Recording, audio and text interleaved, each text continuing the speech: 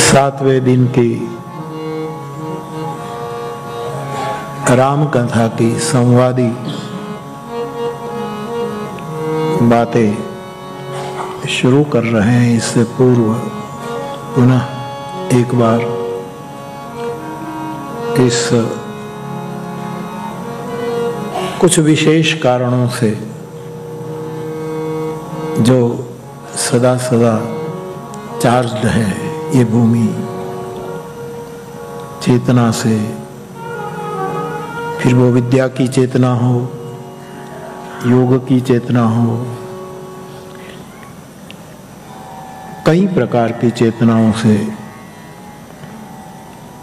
ये भूमि भरी है, ऐसा कुछ लगता है। तो ऐसी भूमि को व्यासपीठ से प्रणाम करते हुए कथा में उपस्थित पूज्य चरणों को प्रणाम। मनोरथी परिवार जन, विधिविद क्षेत्र के अग्रणी और आप सभी मेरे फ्लावर्स श्रोता भाई बहन, सभी को व्यासपीठ से मेरा प्रणाम। जय सिया राम।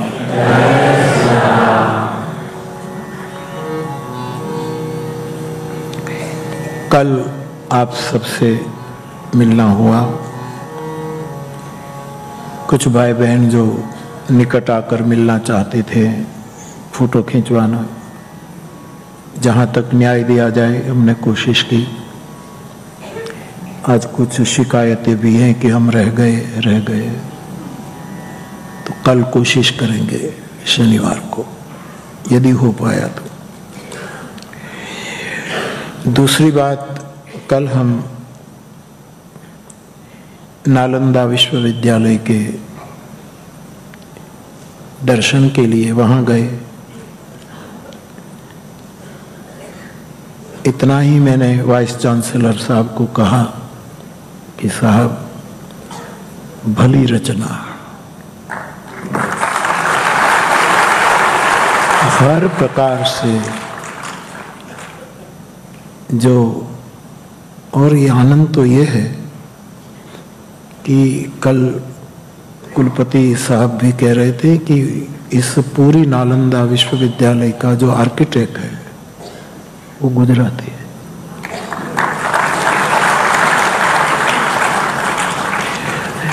और वैसे तो पूरे देश के है सेवक, फिर भी गुजरात से हैं।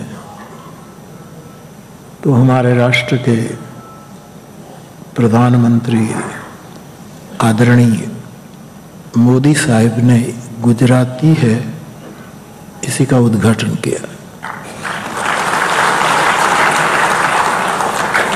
और मेरे लिए तो त्रिभुवन मेरा वतन है, फिर भी गुजरात से है। तो गुजरात का मुरारी बापू नालंदा विश्वविद्यालय में कथा कर रहा है, तो बहुत अच्छा लगा मुझे। तो मेरी कुछ बातें रिसीव करने की अपनी अपनी रीत होती है, तो मुझे तो बहुत अच्छा लगा। मेरे साथ जो भी थे सबको अच्छा लगा। सबसे ज़्यादा मार्केबल जो रिमार्क कर सकते हैं हम, वो थी कुलपति साहब की सरलता। चतुर्विधि जो ठहरे, तो सरलता हमने बहुत देखी। मैं देख रहा था कि मैं कुर्सी पर ऐसे आधार लेकर, वो आधार लेकर भी नहीं बैठते थे, सोफे के छोर पर बैठते थे। ये थी व्यासपीठ के प्रति इस विद्यापीठ की अदब। तो अच्छा लगा। हमारे रजिस्ट्रार साहब भी कितने सरल रहे, और जो गाइड महोदय था जो चप्पा चप्पा दिखा रहा था, और पंच महाभूत का पूरा लाभ इस विश्वविद्यालय ने उठाया कि किससे क्या पाया जाए, और बहुत बहुत अच्छा लगा। विद्यार्थियों को मैं मिला, अच्छा लगा।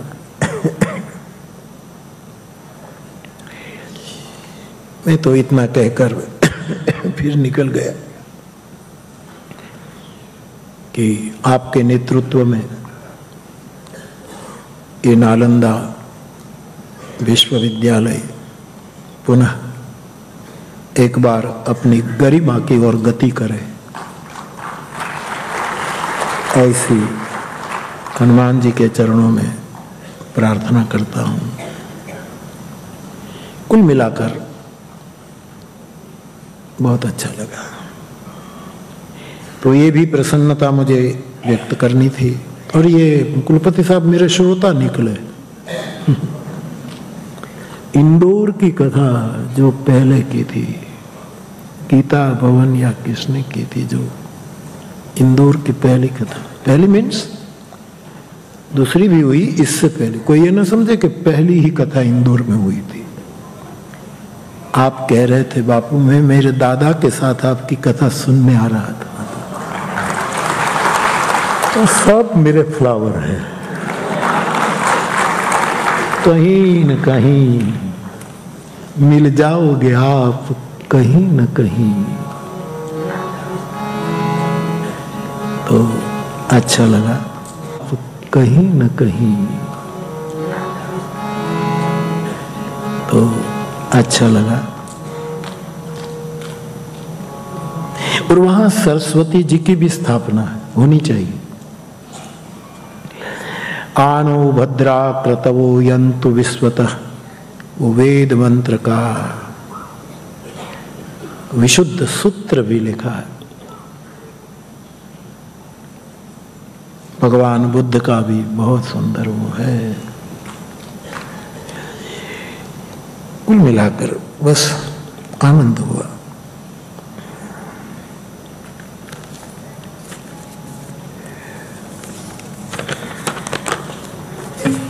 एक पत्र आया है, हमारो प्रणाम Bapu, I am your flower from Kolkata. After 1 year, with your kripa, I have come for Katha today. I am feeling blessed. Due to my job, I cannot come regularly for Katha. I sit at home and cry in front TV whenever I see you. I miss you, Bapu. From childhood, I watch your Ram Katha and the sutras of Vyaspeeth are my guide. With your signature, so that I returned home with Bharosa that you are always with me and give me the energy of face life. Be with me forever, Bapu. I love you too. Your flower, Vargaon, Bengali Vargaon Sen, आपका ये पत्र है। जरूर आप कथा में हैं तो शनिवार को मिल सकते हैं, जरूर मिलूंगा। या अंग्रेजी में समझ सका बराबर है ना? मेरा इंग्लिश पढ़ने की जो रीत है वो भी ठीक है ना? हाँ, आपने मुझे पास कर दिया। Thank you very much.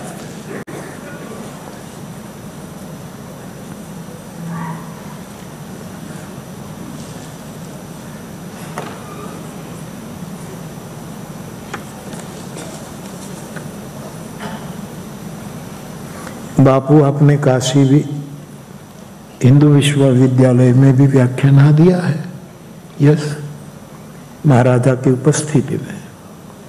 Kashi Naresh जब थे उसके वाइस चांसलर कुलपति, जो अब तो वो नहीं रहे, निर्वाण, आपकी उपस्थिति में। और ये तो रिकॉर्डिंग आप सुनेंगे तो पता लगेंगे कि काशी नरेश ने तो उसी में कहा, बापू मैं थक गया हूं, अब ये विश्वविद्यालय आप संभालो। मैंने कहा हमें क ख ग नहीं आता, 1 2 3 बार मुश्किल से याद रखते हैं। ये तो आ गए, लेकिन ये आपका भाव था तो वहां गया था। बापू मैं आनंदा प्राइमरी स्कूल खोलने का विचार कर रहा हूं। आनंदा प्राइमरी स्कूल, आप उद्घाटन करने आएंगे? आप तलगाजड़ा आइएगा सब तैयारी करके, तो मैं वहाँ तलगाजड़ा में दीप जला दूंगा और रोशनी वहाँ जाएगी।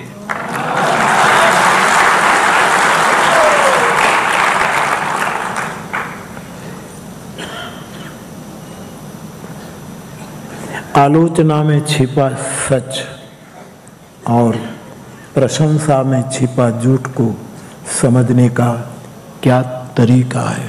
सत्संग से प्राप्य विवेक। क्योंकि आलोचना में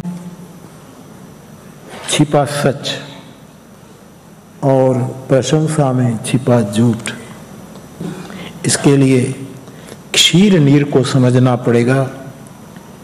के लिए हंस वृत्ति को आत्मसात करना पड़ेगा और उसको कहते हैं विवेक। विवेक से समझा जाता है।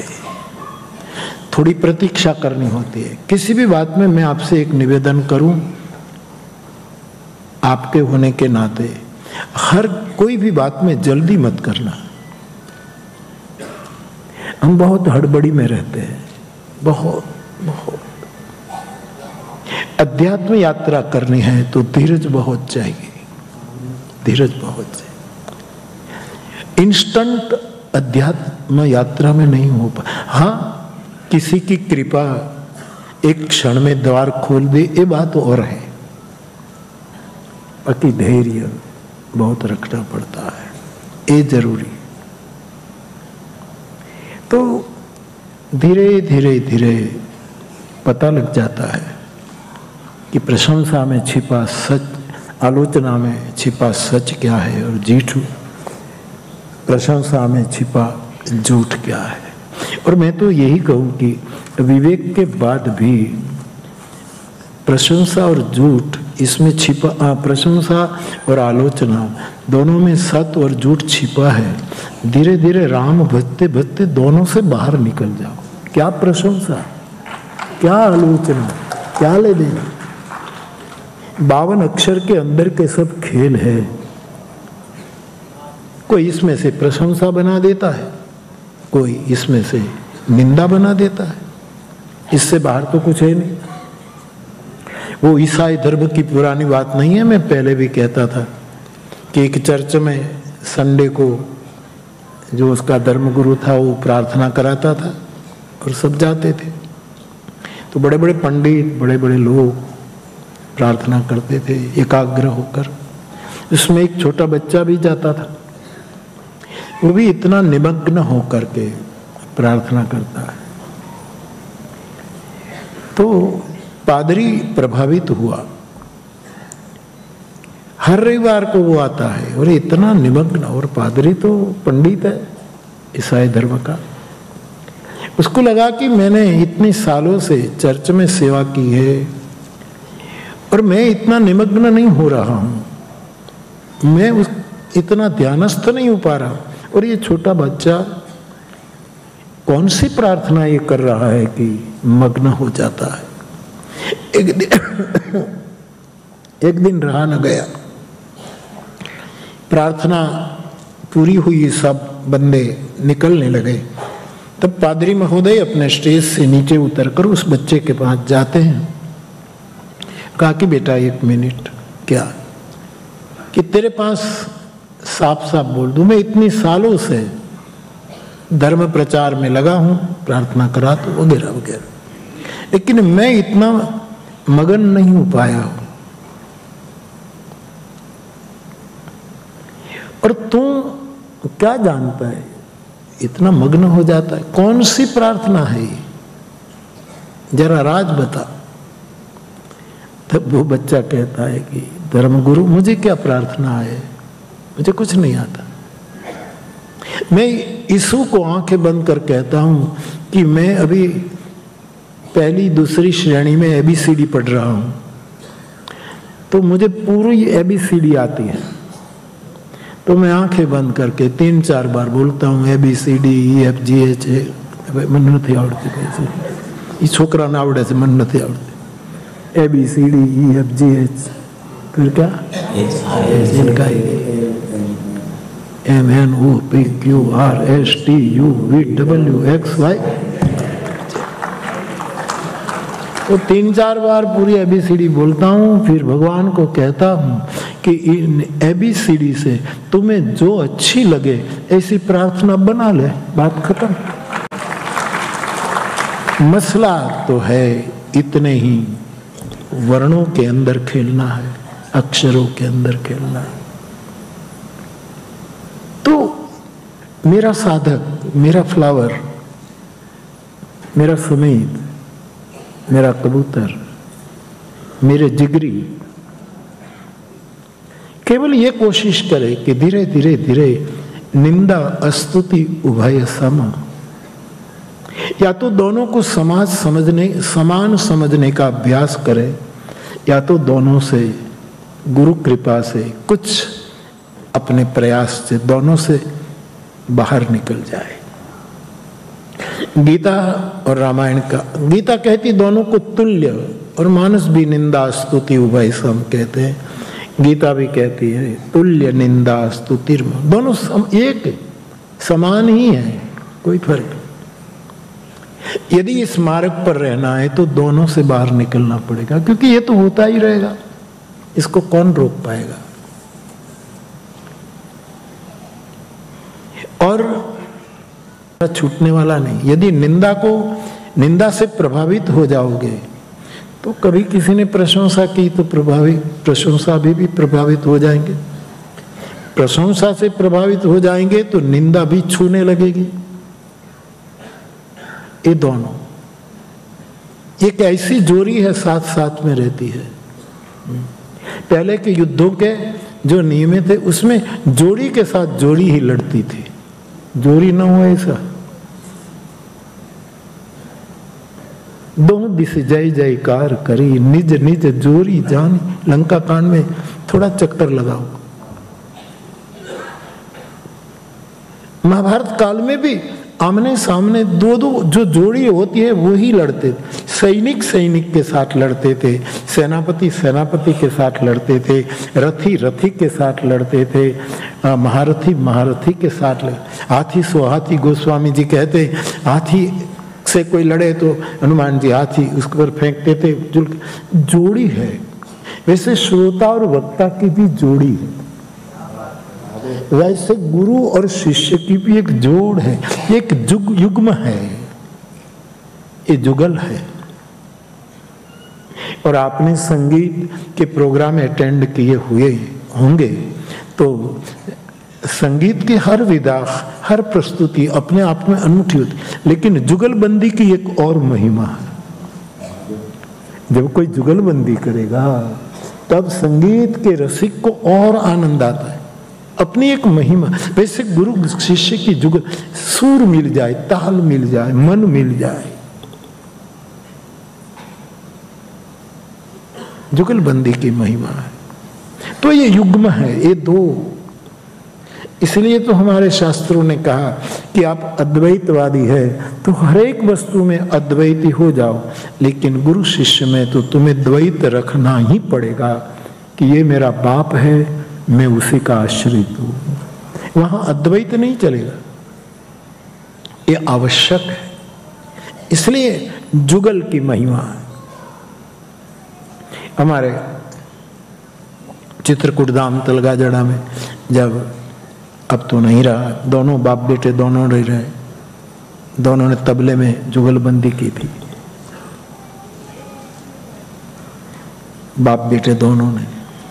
तो कभी कभी शिव कुमार जी और हरिप्रसाद जी भी बांसुरी और संतूर से करते थे। कभी भारत रत्न काशी के सम्राट अपनी पूरी टीम के साथ जुगलबंदी करते थे। तो जुगल की महिमा है। राम नाम के अक्षर भी दो है, इसलिए उसकी महिमा है। ये दोनों अक्षर की बड़ी महिमा है।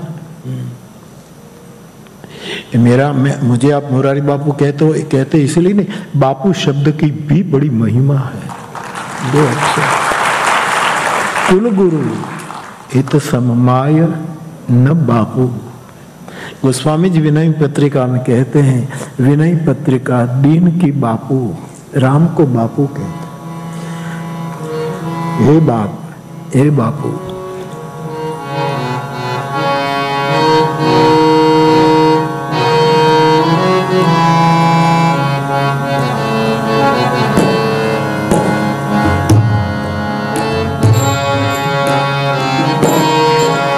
कोरोना काल में हमने सोमनाथ में कथा की, एक हॉल में,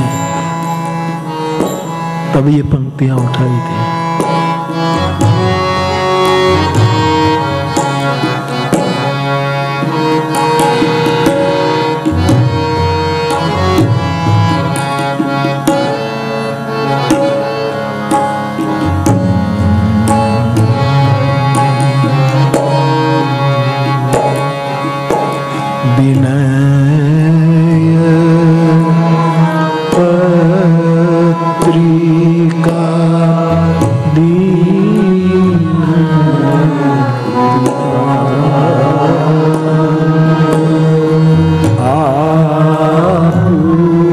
भरत जी को तो गोस्वामी जी कहते पादुका नहीं, दो अक्षर दिए हैं, रकार और मकार, जो जीव का जतन करता है। जगत के जड़ चेतन जीव का जो जतन करने वाला नाम है वो राम, ये दो अक्षर है। तो जुगल की महिमा है, अध्यात्म में इसकी महिमा। अद्वैत बात विलग है, लेकिन दो की जरूरत है। तो निज निज जोरी जानी, गोस्वामी जी लंका कांड में कहते हैं, एक ही जोड़ी समान नहीं थी, बाकी सब जोड़ी निज निज। महाभारत में भी देखो, कर्ण चाहता तो युधिष्ठिर,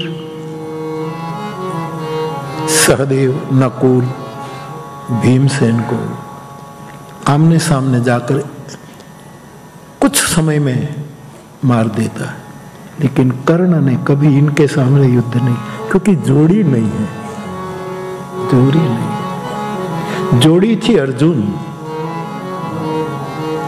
उसके सामने कर्ण युद्ध करना चाहता है। मेरी जोड़ी हो, ये जोड़ी है आपकी और मेरी, श्रोता वक्ता ज्ञान निधि, ये जुगल है।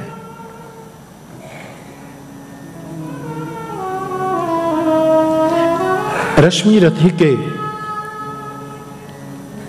दिनकर जी ने तो ये संवाद भी लिखा है कि कर्ण से अर्जुन के रथ को कृष्ण बचाए रखते थे कि आमने सामने कम हो। ये जोड़ी है, आमने सामने होगी, कर्ण कब क्या करे कुछ पता नहीं, इसलिए कर्ण किसी के साथ युद्ध करने को राजी नहीं, क्योंकि जोड़ी नहीं थी। युधिष्ठिर भी ज्येष्ठ बंधु नहीं है, ज्येष्ठ तो कर्ण है, कुंती का पहला पुत्र कर्ण है, और छोटा ज्येष्ठ के साथ कैसे युद्ध करे, जोड़ी नहीं थी। वरना ये चार की तो कोई औकात नहीं कि टिक सके, खत्म हो जाए। और कर्ण के रथ से कृष्ण अर्जुन को बचाए रखते कि कम आमना सामना हो, जोड़ी जोड़ी जोड़ी। रामकथा के युद्ध कांड में भी जोड़ी की बहुत महत्ता है। इंद्रजीत मेघना हनुमान जी के सामने ज्यादा नहीं लड़ा। मुझे कहने दो, रामकथा के गायक के नाते मेघनाद कुंभकर्ण के सामने, जामवंत के सामने भी नहीं लड़ा। जोड़ी नहीं है। बार बार प्रचार हनुमाना ये पुकारता है। हनुमान जी पुकारते कि आओ मेरे सामने आ, लेकिन मर्म जानता था कि तेरी और मेरी जोड़ी नहीं है। जामवंत के सामने जाते हैं तो बोले बूढ़ भये सुन तुम्हार तो तुम वृद्ध है, तेरी मेरी जोड़ी नहीं है, जा जा जा।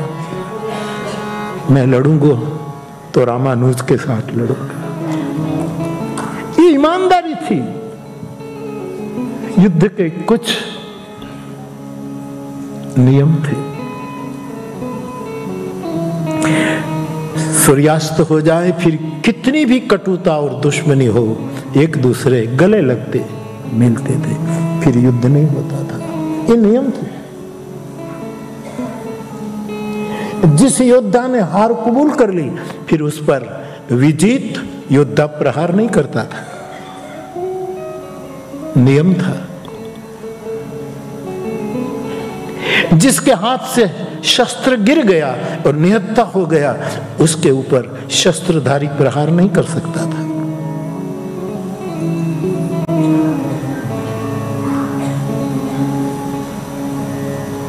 कुछ नियम थे। तो रामायण के युद्ध में भी बहुत बुद्धत्व छिपा है। तुलसी जैसा संत युद्ध कांड का इतना विस्तार नहीं कर सकता। तुलसी हिंसावादी नहीं है, फिर भी इतना विस्तार युद्ध का क्यों किया? युद्ध की कथा ये रमणीय है, इसीलिए मैं बार बार बोला हूं, युद्ध की बातें रमणीय हो सकती है, युद्ध रमणीय नहीं होता। युद्ध भीषण होता है।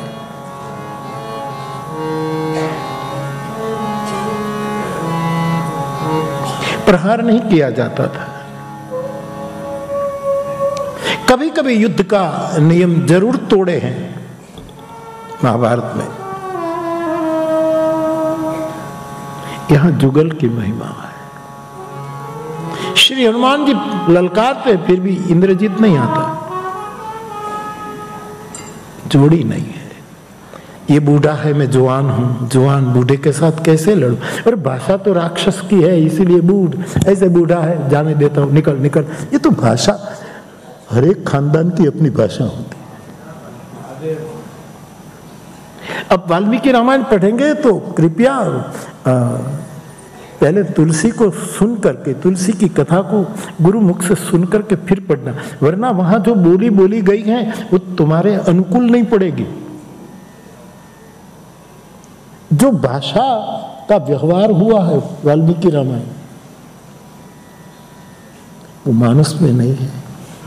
मानस राम कथाओं का भी संशोधित रूप है।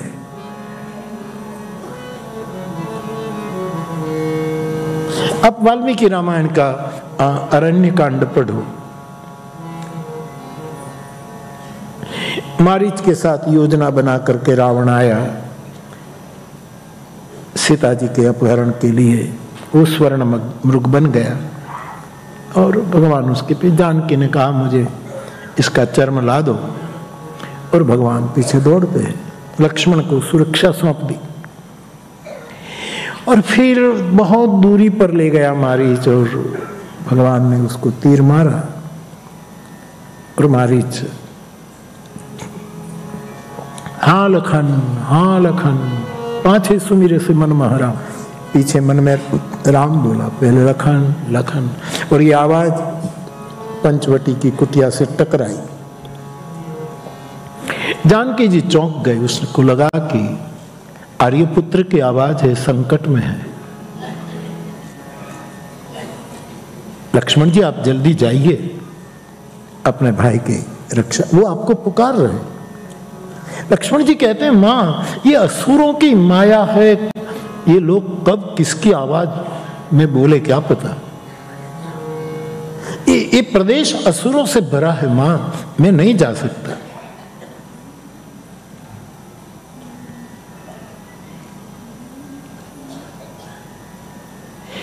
फिर बहुत पूरा प्रकरण है, 2-4 अध्याय में है प्रकरण है।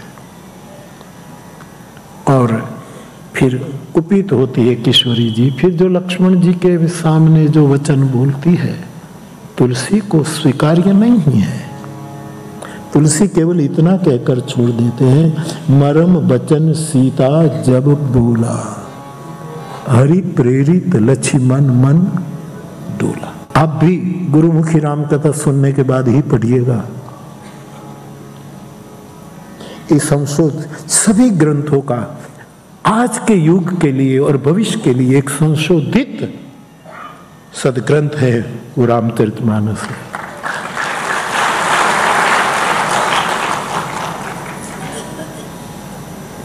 बहुत बोले हैं और वहां एक दूसरे के प्रति जो संबोधन है वो भी रास नहीं आता मुझे। लक्ष्मण जी जानकी जी को कहे ए शुभवदनी, ये संबोधन जरा ठीक नहीं लगता। जो आदमी ये कहता है कि मैंने जिंदगी भर चरण स्पर्श में नूपुर देखा है, चेहरा देखा ही नहीं, आप कल्पना करो।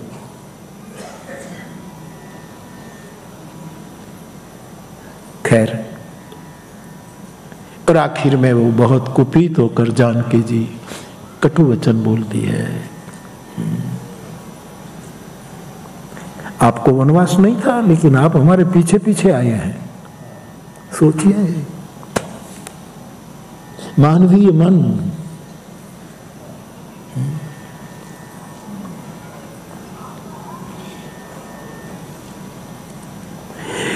हमारे, मैं जिसको विचार यज्ञ का आचार्य कहता हूँ, आदरणीय गुणवंत भाई शाह, वो रामायण का भाष्य लिखकर कहते हैं मानवता का महाकाव्य, और महाभारत को कहते हैं मानव स्वभाव का महाकाव्य। यहाँ भी वाल्मीकि को मैं देखता हूँ तो भी लगता है कि मानव का स्वभाव का ये महाकाव्य है। मानवी का स्वभाव, क्या करोगे?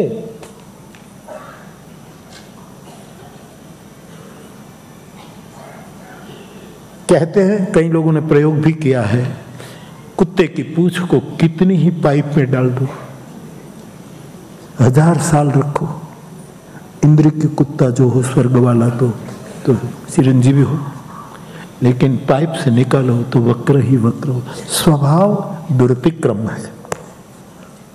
आदमी अपने कुल की बोली बोलता है, अपने खानदान के टोन उसमें आ जाता है। तो इंद्रजीत उसको बूढ़ा कह देता है तो अच्छा नहीं लगता, लेकिन ये उनके खानदान की बोली है। ऐसे ही शब्दों में किसी से बात करना, लेकिन जोड़ी नहीं जमी थी, इसलिए जामवंत से युद्ध नहीं करता ये आदमी। अपनी बोली होती है। फिर लक्ष्मण जी चले जाते हैं, फिर रावण आता है। रावण को वहां ब्राह्मण भी कहा और परिव्राजक भी कहा और सन्यासी भी। यहाँ ब्राह्मण, परिव्राजक, सन्यासी, यति सब एक अर्थ में यूज किया गया वाल्मीकि जी ने। कभी ब्राह्मण कहा, कभी परिव्राजक कहा, सन्यासी कहा। कपड़े तो सन्यासी का पहन कर आया था। और वहां मुझे आपको एक खबर और दूं कि वहां पहली बार शायद रावण ने राम कथा सुनी, सन्यासी बनकर राम कथा सुनी। आया था अपहरण करने के लिए और जानकी जी उसका स्वागत करती है, आंगन में विराजमान करती थे, जल देती हैं, आप चरण धो लो, आप बैठिए, मेरी कुटिया में कंदमूल फल है, मैं आपको देती हूँ, आप पाओ। अभी मेरे प्रभु आएंगे, वो भी खुश होंगे, स्वामी जी अब विराजो। विराजमान करती है।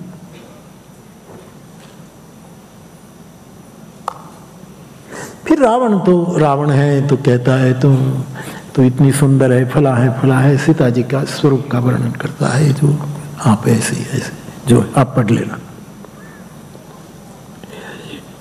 तो आप यहां क्यों रहती है?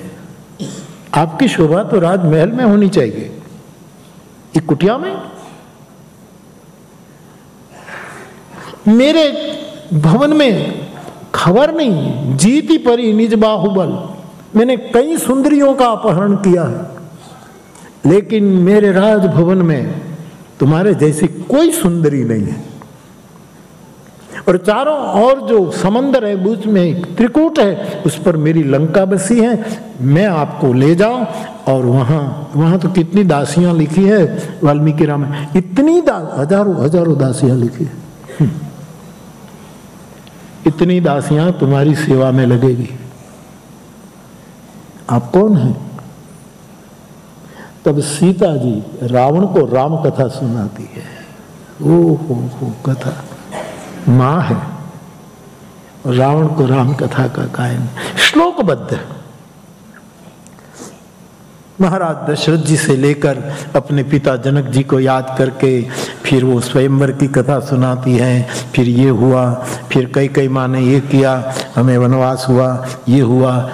ये 7 कथा क्रमशः रावण को, और रावण बैठा बैठा सुन रहा है।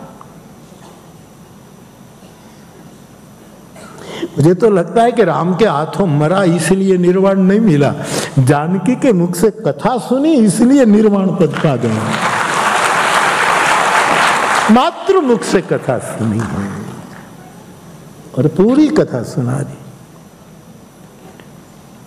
मैं वो हूं। फिर तो रावण जो क्रोधवंत हो गया और आदि। रेखा देखा की कोई बात नहीं है।